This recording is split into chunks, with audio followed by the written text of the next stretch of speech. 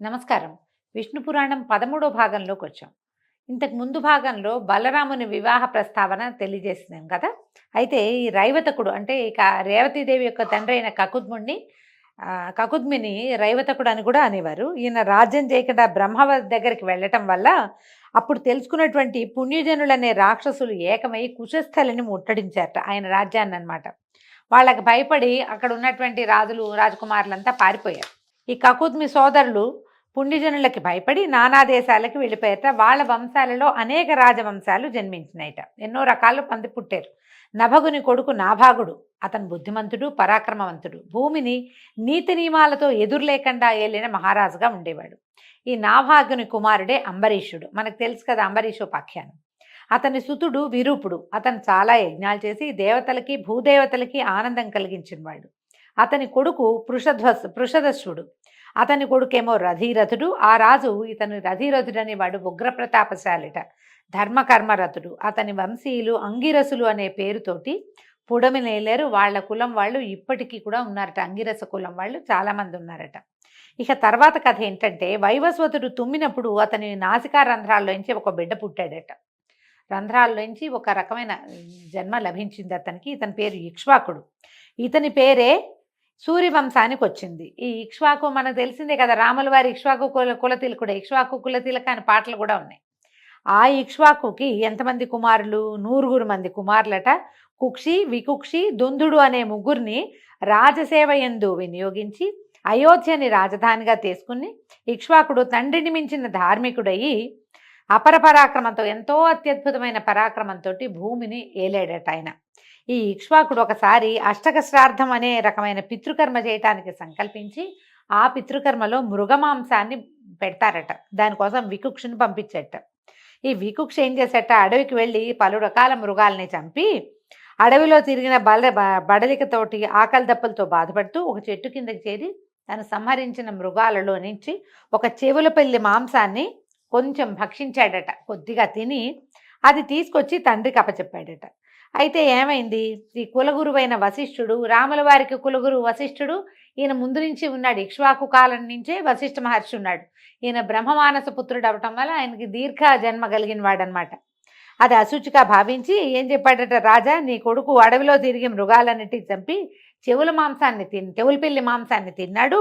అది మిగిలింది తెచ్చి నీకు ఇచ్చాడు. ఎంగిలి పదార్థాన్ని పితృకర్మకి ఉపయోగించకూడదు కదా, మరి నువ్వు చూడు ఇది అశుచి అయినది ఎట్లా ఉపయోగపడిస్తావు అని కేకలేశాడు. అది విన్న తర్వాత ఇక్ష్వాకుడు కోపించి కొడుక్కి చీవాట్లు పెట్టి తనే అడవికి వెళ్ళి మృగాల్ని చంపి మాంసం తెచ్చి వశిష్ఠాదుల మెప్పుతోటి ఒక పితృక్రియ, ఇదేదో ప్రత్యేకమైన క్రియ అండి. సాధారణంగా మాంసం తింటారు అలా చెప్పలేం మనం. వీళ్ళు ప్రత్యేకంగా కొన్ని విధులలో మాత్రమే ఇది జరిగేదట. కృతయుగం నాటి గాథ కాబట్టి దీని మీద మనం ఏమంటారంటే లాజిక్ తోటి మాట్లాడకపోవటమే మంచిది. అయితే ఈ శశమాంస భక్షకుడైనటువంటి వికుక్షుని శశాదుడు అనే పేరుతోటి పిలిచేవాళ్ళట. తండ్రి తర్వాత పరిపాలకుడై ధర్మ మార్గాన ఏలుబడి సాగించాడు. అశ్వమేధ యాగాలు నిరాటంకంగా చేశాడు. శత్రువన్న వాడిని నామరూపాలతో కూడా ఉంచలేదట. అట్లా విరాజిల్లి పురంజయుడు అనేటువంటి తన కొడుక్కి పట్టం కట్టి ఆయన తపశ్చర్యకి వెళ్ళిపోయాడు. మనం ఈ రాజుల గాథల్లో ఇదొక విచిత్రమైన విషయం చూస్తామండి. వీళ్ళు ఎంత బలము, పరాక్రమము, శౌర్యము ఎంత చూపిస్తారో, ఎన్ని రకాల యుద్ధాలు చేస్తారో, ఎంత రాజ్య వ్యాప్తి చేస్తారో, ఎన్ని యజ్ఞాలు హోమాలు చేస్తారో. ఒకే ఒక్క రోజుతోటి కుమారుడికి పట్టాభిషేకం చేయటం, మర్నాడు నారబట్టలు కట్టుకుని వెళ్ళిపోతారండి. నిన్నటి దాకా అంత తీవ్రమైన అధికార దాహంతో ఉన్నట్టుగా ఉన్నవాళ్ళు ఒక్క రోజులో వాళ్ళ ప్రవృత్తిని మార్చేసుకుంటారు. సంసార లంపటాన్ని వదిలిపెట్టేయగలుగుతారు. ఈ రకమైన డిటాచ్మెంట్ తెలుసుకోవటం కోసమే మనం పురాణాలు వినాలి. పురంజయుడు ఎలాంటి కష్ట నష్టాలు లేని విశిష్ట ధర్మ మార్గాన దొరతనాన్ని చెల్లించాడు. ఆ కాలంలో సురులకి అసురులకి ఘోరమైన యుద్ధం జరిగిందట, దేవతలకి రాక్షసులకి. ఈ సురులు అంటే దేవతలు అసురుల ధాటికి ఆగలేక వైకుంఠానికి వెళ్ళిపోయారట. విష్ణువుని దర్శించి శిరస్సులు వంచి నమస్కారాలు చేసి, రాక్షసుల వల్ల నానాబాధలు పడుతున్నాం తండ్రి, వాళ్ళు మమ్మల్ని చావుగొట్టి చెవులు మూసారు, మామూలుగా లేదు, మేము పారిపోయాము మా ఇళ్ళు వాకిళ్ళు వదిలిపెట్టి అని పదే పదే గోడు వెళ్ళబోసుకున్నారు. ఆయన ఏమన్నట్ట, ఇవి విచారించి, నాయన ఆలోచించకండి, నా అంశతో తేజస్సుతో విరాజిల్లుతున్న రాజు పురంజయుడు. వెళ్ళి అతని సహాయాన్ని కోరండి.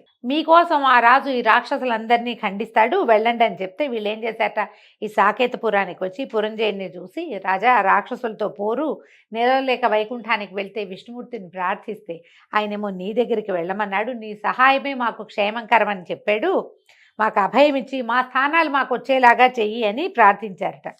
ఇప్పుడు ఈయనకి ఒక విచిత్రమైన నిర్ణయానికి వచ్చాడు పురంజయుడు. అయితే ఈ 100 యజ్ఞాలు నిరాటంకంగా చేసి ముజ్జగాలకి దొర అయిన ఈ ఇంద్రుడు ఎవరైతే ఉన్నాడో ఇతను గనక వృషభం అయితే, ఈ ఎద్దు అయితే అతని మూపు మీద నేను కూర్చుని రాక్షసులను ఎదిరించి నిర్మూలించి మీకు గెలుపు కలిగిస్తానన్నాడు. అనగానే సరేనని ఒప్పుకున్నారట. శివుడు ముందు నందిలాగా, రాజు ముందు ఇంద్రుడు వృషభంగా నుంచున్నట్ట. ఇతను ఏం చేశాడు, ఈ రాజు పురంజయుడు మహావిష్ణువుని మనసా భజించి ఆ వృషభం యొక్క వృషభాకకుత్సుడై యుద్ధానికి వెళ్ళి అసురులను చెండాడి వేల్పులకి గెలుపుతో పాటు పరమానందాన్ని కలిగించాడు. అందుకని కకుది తిష్టతీతి కకుత్స్థ అని ఒక ఇది చెప్తారండి విగ్రహవాక్యం. కకుత్సుడు ఈయన పేరు అదనమాట. కకుత్ అంటే ఈ ఎద్దు యొక్క మూపు, ఆ మూపు మీద కూర్చుని ఉన్నవాడు కాబట్టి ఇతన్ని కకుస్థుడు అనే పేరు కలిగిన వాడు అయ్యాడు. కాకుస్థుడు అతని కుమారుడి పేరు.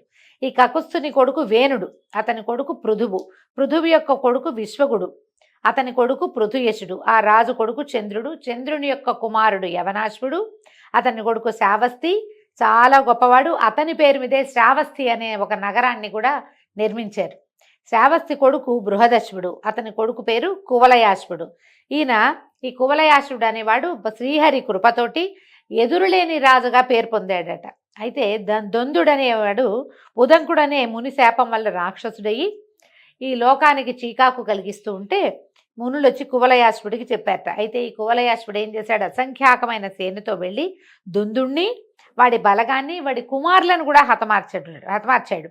అయితే వాళ్లలో దృఢాశ్వుడు, చంద్రాశ్వుడు, కపిలాశ్వుడు అని 3 కుమారులు మాత్రం జీవించున్నారట. మిగిలినందరినీ చంపేశాడు. కువలయాశ్వునికి దుందుని పరిమార్చగలిగిన శక్తి విష్ణు ప్రభావం కలిగింది. అందుకని ఇతని పేరు దుందుమారుడు అనే పేరు వచ్చిందట. ఈ దుందుమారుడు అనే పేరు మనం కథల్లో చదువుతాం, అక్కడక్కడ కనపడుతుంది. ఈ దృఢాశ్వుని కొడుకు హర్యశ్వుడు, అతని కొడుకు నికుంభుడు ఐశ్వర్యానికి విజయలక్ష్మికి ఆశ్రయంగా ఉండేవాడు. చాలా సంపాదించాడట అతని కొడుకు అహిపశ్వుడు, వాడి కొడుకు కృతాశ్వుడు, వాని కొడుకు ప్రసేనజిత్తు, వాని కొడుకు యువనాశ్వుడు. అతను ధర్మశీలుడుగా చాలా ప్రసిద్ధి పొందాడు. మధ్య మధ్యలో చూడండి ఒక్కొక్కళ్ళు ధర్మశీలుడుగా, ఐశ్వర్యవంతులుగా, శౌర్య ప్రతాపాలకి ఆటపట్టుగా ఉన్నవాళ్ళు ప్రత్యేకంగా చెప్తున్నారు. అయితే ఇతనికి యువనాశ్వుడికి సంతానం లేదట చాలా కాలం. ఒకసారి ఏమనుకున్నాడంటే, ఏ కొరత లేని ఐశ్వర్యంతో ఇవి అన్నీ ఉన్నాయి, నాకు కొరత లేదు ఐశ్వర్యానికి, శత్రువుల్ని అడవులకి కొండలకి పంపించాం, ముల్లోకాల్లోనూ కీర్తి చంద్రికలు వ్యాపింపజేశాము, ఇవన్నీ ఎందుకు, సంతానం లేదు. మన పై తరాల వాళ్ళందరికీ ఒక్కొక్కడు ఇద్దరిద్దరు ముగ్గురు సంతానంగా కలిగి భూమిని ఏలి తాత తండ్రుల పేరు నిలబెట్టి వాళ్ళకి ఏదో నీళ్లు వదిలిపెట్టి ఏదో ఒకటి చేశారు. నేను ఇలా ఏమీ లేదు, ఇప్పుడు సంతానం కలకపోతే ఏంటి, లోకులు హీనంగా చూస్తారు, లక్ష్య పెట్టరు, వాళ్ళకి పుణ్యగతులు ఉండవు. అడవి మృగమయం పుట్టడం కన్నా బిడ్డలు లేనివాడు బతుకు ఇంకా నీచమైన బతుకు. సంతానం లేకపోతే తాతలు తండ్రులు పితృలోకాల్లో మన కోసం ఏడుస్తూ ఉంటారు, వీళ్ళ వల్ల మాకు సంతానం కలగలేదు, మాకు నీళ్ళు వదిలేవాళ్ళు లేరని. అందుకని ఇలా ఆలోచించి యువనాశ్వుడు అనేవాడు ఏం చేశాడట, రాజభారం మొత్తాన్ని మంత్రులకు అప్పచెప్పేసి భార్యాసహితుడై అడవికి వెళ్ళిపోయాడట. చాలామంది మునులు అతన్ని చూశారు, ఏమిటి ఇతను ఇట్లా ఎందుకు రాజు ఇట్లా వచ్చాడని. కొంతమంది జాలిపడి పలకరించారు, రాజా సర్వం విడిచి ఇలా అడవికి వచ్చి కొడుకు కోసం మలమలమాడుతూ తపస్సు చేయటం ఎందుకు, ప్రార్థనలతోటి దేవతల్ని వేడటం నిష్ఫలం నాయన, మేము నీ కొడుకు కనగాలని వైష్ణవమైన యజ్ఞం చేస్తాం, తప్పకుండా నీకు శుభలక్షణ లక్షితుడైన కుమారుడు కలుగుతాడని నచ్చజెప్పి పుత్రకామేష్టి చేయించారట. పుత్రకామేష్టి చేస్తే ఏమైంది, సమాప్తి అయిపోయింది. యాగం అయిపోయాక మంత్రపూతమైన నీరు ఒక పాత్రలో పెట్టి దాన్ని వేదిక మీద పెట్టారట. అందరూ నిద్రపోయారు. ఇంకప్పటికి చాలా అర్ధరాత్రి అయిపోయింది. ఆ మొత్తం యజ్ఞజలం అంతా ఒక చోట చేర్చి నిద్రపోయారు. అర్ధరాత్రి అందరూ గాఢ నిద్రలో ఉండగా ఈ యువనాశ్వుడు అనేవాడు ఉపవాస శ్రమతో అలసి తొలసి దప్పిక చేత వేదిక దగ్గరికి వచ్చి దాని మీద ఉన్న కలశం తీసి ఆ నీరు తాగి వెళ్ళి పడుకున్నాడట. మంచినీళ్ళు ఏమీ కనపడలేదు. వీళ్ళు ఒక దొప్పలాంటి దాంట్లో పోసిపెట్టిన నీళ్లు చూసి అవి తాగే నీళ్లుగా భావించి నీళ్లు తాగేశాడు. ఇంచుమించు వేకువజామున మునులు లేచి సంధ్యాది కార్యక్రమాలు చేసుకుని వేదిక దగ్గరికి వెళ్ళి చూసేసరికి ఏమింది, పాత్ర ఖాళీగా ఉంది. వీళ్ళింత డిప్పలో పోసి పెట్టారు కదా, ఒక దొప్ప లాంటి దాంట్లో పోసారు. వాళ్ళ కోపం వచ్చేసింది. ఏమిటి జలం లేదు, ఏమైందని. సంతతి కలగాలని ఎంతో శ్రమపడి పుత్రకామేష్టి చేసి రాజపత్నికి ఇవ్వడానికి వచ్చిన మంత్రోదకం తాగినటువంటి ఆ మూర్ఖుడు ఎవడో చెప్పాలి మాకు, ఆ మూర్ఖుడు ఎవడో తెలియకపోతే శపిస్తామని గట్టి గట్టిగా అరిచారు. అరిచేసరి కల్లా ఈ రాజుగారికి అర్థమైంది తను తాగింది మంత్రజలం అని. గబగబా లేచి, అయ్యా శాంతించండి, ఉపవాస ఆయాసంతో విపరీతమైన దాహం కలిగింది, పైగా ఈ యాగశాలలో కూర్చుని వేడికి దాహం కలిగి శరీరంలో ఉడికెత్తిపోతుంటే నీళ్లు కావాలని అటు ఇటు తిరిగి ఈ ఉదకం ఇక్కడ ఈ పాత్రలో ఉన్న ఉదకాన్ని నేనే తాగానని చెప్పాడు. చెప్పేసరికి ఇంకేమంటారు మునులు, అయ్యో రాజా, మా సంకల్పం తప్పక ఫలిస్తుంది, కానీ అది వ్యతిరేకమైంది. ఈ యజ్ఞం చేసింది ఎందుకు? సంతానం కోసం. ఆ జలాన్ని తాగవలసింది ఎవరు? యజ్ఞకర్త అయినటువంటి రాజుగారి భార్య. కానీ ఇక్కడ రాజుగారే తాగేశాడు. నువ్వే గర్భం ధరిస్తావు నాయన, బలవంతుల్లో మేటైన కుమారుడు కలుగుతాడు నీకు అని చెప్పి వెళ్ళిపోయారు. కొంతకాలానికి రాజు గర్భవంతుడయ్యాడు. మనం ఇటీవల కాలంలో న్యూస్లో ఎక్కడో చూసామండి, ఒక మొగ ఆయనకి ఆ గర్భాశయాన్ని ప్రవేశపెట్టి ఆయన పొట్టలో పెంచారు బేబీ అని. ఇది ఇవాళ కొత్తది కాదండి, కృతయుగం నాడే జరిగిందట ఇది ఎప్పుడో. అయితే కుడివైపు గర్భాన్ని ఛేదించి మగబిడ్డ బయటికి వచ్చాడట. పిల్లవాడే వాడంతటి వాడే గర్భాన్ని ఛేదించుకుని బయటకు వచ్చాడు. ఆ సమయంలో దివి నుంచి పుష్పవృష్టి కురిసిందట. దివ్యదుందువులు మోగాయి, గగనవాణి పొగిడిందిట. సురగణాలతోటి ఇంద్రుడు వాళ్ళ వద్దకు వచ్చాడు. మునులందరినీ రప్పించాడు ఎక్కడెక్కడి నుంచో. వాళ్ళందరూ చూసి, ఈ బాలుడు నన్ను నా రాజ్యాన్ని భరించటానికి సమర్థుడు గనక మాంధాత అని పేరు పెట్టాడట. పేరు పెట్టి ఏం చేశాడు, కురుచేతి బొటన వేలిని పిల్లవాడి నోట్లో పెట్టాడు. తండ్రి మగవాడు కదా తల్లి, అందుకని ఇంద్రుడి యొక్క వేలుని పిల్లవాడి నోట్లో పెడితే ఆ వేలు చీకేసరికల్లా ఆయన వేలులోంచి అమృతం వచ్చిందట ఆ శిశువు కోసం. అదే ఉగ్గుపాలుగా జన్మించాడు. అట్లా 12 సంవత్సరాలు అమృతాన్ని పట్టించాడట ఇంద్రుడు ఈ కుర్రవాడికి. అలా 12 సంవత్సరాలు కాగా మాంధాత 7 దీవులతో అలరారుతున్న భూమిని కైవసం చేసుకుని ఏకఛత్రంగా పరిపాలించేటువంటి చక్రవర్తి అయ్యాడు. సూర్యుడి ఉదయాస్తమానాలకు నడుమనున్న భూమండలం అంతా కూడా మాంధాత క్షేత్రమని జనులు అనుదినం అభినందించేవాళ్ళు. మాంధాత అనేవాడు అద్భుతమైన చక్రవర్తి, షట్చక్రవర్తులలో ఒకడు. మాంధాత శశిబిందు పుత్రి అయినటువంటి బిందుమతి అనే ఆమెను చేపట్టి 3 కుమారులకి తండ్రి అయ్యాడు. తర్వాత కాలంలో పురుకుత్సుడు, అంబరీషుడు, ముచికుందుడు అని వీళ్ళ 3 పేర్లట. తర్వాత 50 మంది కూతుళ్ళు పుట్టారట ఆయనకి. అందరూ బంగారపు బొమ్మల్లాగా ఉండేవాళ్ళట, అందరూ మోహనాంగులే. ఇలా సంతానవంతుడైన మాంధాత చీకు చింత లేకుండా హాయిగా ఉన్నాడు, సంతోషంగా. ఆ కాలంలో సౌభరి అనే ఒక ముని ఒక కొలను నీళ్ల లోపల ఉండి తపస్సు చేస్తూ అలా ఉండేవాడు నీళ్లలో. అయితే ఒక ఆడ మగ చేపలు కలిసి తిరుగుతూ ఉండటం చూసి, ఎందుకు తపస్సు, ఒక భార్యతో ఆనందంగా గృహస్థ జీవితం నడపటం మేలు అని చెప్పి ఆయనకి సంసారం పట్ల ఆసక్తి కలిగింది. చేపల విహారం చూసేసరికి మాంధాత దగ్గరికి వచ్చాడు. మాంధాత దగ్గరికి వస్తే ఆయన మాంధాత ఈ ఋషిగారిని సాదరంతో కూర్చోబెట్టి అర్ఘ్యం పాద్యం ఇచ్చి నమస్కారం చేసి సంభావించి కూర్చోబెట్టాక అడిగాడు, మహానుభావ మీకేం కావాలండి, మీ రాకకి కారణం ఏమిటి, నేనేం చేయగలను మీకోసం అని అడిగేసరికల్లా సౌభరి అన్నాడు, నువ్వు దాతవుగా పేరొందిన వాడివని విని నీ దగ్గరికి వచ్చాను. ఇప్పుడు కానీ ఎవరు ఎప్పుడు ఏది అడిగినా సరే అది ఇచ్చి పంపించకపోతే మీ ఇక్ష్వాకువంశానికే మాయని మచ్చ. అదిగాక నువ్వేం చేసావు, ఈ భూమండలాన్ని అంతటినీ ఏకఛత్రాధిపతంగా పరిపాలన చేసి ఇంద్రుడికి కూడా సహాయం చేయగలిగే స్థితిలో ఉన్నవాడివి. కాబట్టి నేను ఐహిక సుఖం కోసం నిన్నొక కోరిక కోరడానికి వచ్చాను అని చెప్పాడు. ఎవరైనా సరే క్షేత్రం తెలిసి విత్తనం వేయాలి, పాత్ర మెరిగి దానం ఇవ్వాలి అని అనేసరికల్లా మాంధాత అన్నాడు, మీకు ఎందుకంటే అనుమానము, మీరేం అనుమానం పడద్దు, మీ మనసులో ఏది ఉంటే అది చెప్పేయండి, మీకు ఏది కావాలంటే అది నేను ఇస్తానన్నాడు. అప్పుడు ఈయన ఏమడిగాడు, బాగా ఆలోచించి అయ్యా మీకు ఔచిత్యం అనౌచిత్యం తెలుసు కదా, నువ్వు సత్యవచనుడివి, అందుకని నమ్మి అడుగుతున్నాను, నీ పుత్రికల్లో ఒక్క పిల్లని నాకు ఇచ్చి వివాహం చేయమని అడిగాడు. నీ పేరుతోటి నేను గృహస్థునవుతాను, ఒక్క అమ్మాయిని నాకు ఇల్లాలిగా ఇవ్వమని అడిగాడు. అయితే ఈయన ఏమనుకున్నాడు, సౌభరి తీరు, నడక బడలిక, మాసి తెలుపెక్కిన గడ్డం, పట్టుతప్పి నీడుపై సన్నగా ఉన్న శరీరం, ఆయన చూస్తే భయమేసింది మాంధాతకి. కూతుర్లందరూ బంగారు బొమ్మలు, పట్టు శలాకలు, ఎంత చక్కటి వాళ్ళో, ఇంకా ఇప్పుడే యవనారంభ దశలో ఉన్న పిల్లలు. ఈయన చూస్తే కడు వృద్ధుడు. ఆయనకి బాధ వచ్చింది, ఏం చేయాలో తెలియలే. బాగా ఆలోచించి సన్నసన్నగా అన్నట, మా పూర్వులు కన్యలు మెచ్చిన వారికే ఇల్లాళ్ళుగా ఇచ్చారండి, అంతేగాని ఎంత ఐశ్వర్యం ఉన్నా అందచందాలున్నా ఇచ్చేది లేదు. నేను ఆ త్రోవలోనే వెళ్తాను నేను గూడా. మా పూర్వులంతా ఏం చేశారు, అమ్మాయిలకి ఎవరు నచ్చితే వాళ్ళకి స్వయంవరం చేయించాం మేము. కాబట్టి నా మనవి విను. వయసు మళ్ళీ శరీరం దిగజారి చిక్కి ఉన్న నిన్ను మోహన రూపురేఖలున్నటువంటి నా కూతుళ్లలో ఒక్కతైనా ఒప్పుకుంటుందా? మరి పిల్లకి నచ్చకుండా నేను ఎట్టా పెళ్లి చేయను నాయనా అని అడిగాడు. అడిగితే సావుభరి అన్నాడు, మా రాజా మంచి మాట అన్నావు. సరే నిజమే నువ్వన్నట్టే నాకు ఆరోగ్యం లేదు, అందం లేదు, యవనం లేదు, వృద్ధాప్య దశలో ఉన్నాను. సరే నా మాట విను, నన్ను నీ కూతుళ్ళన్న చోటికి తీసుకెళ్ళు. వాళ్ళల్లో నన్ను ఎవ్వరు ఇష్టపడితే వాళ్ళకిచ్చి పెళ్లి చేయి. ఇష్టపడకపోతే నువ్వన్నట్టే నా దారి నేను పోతానన్నాడు.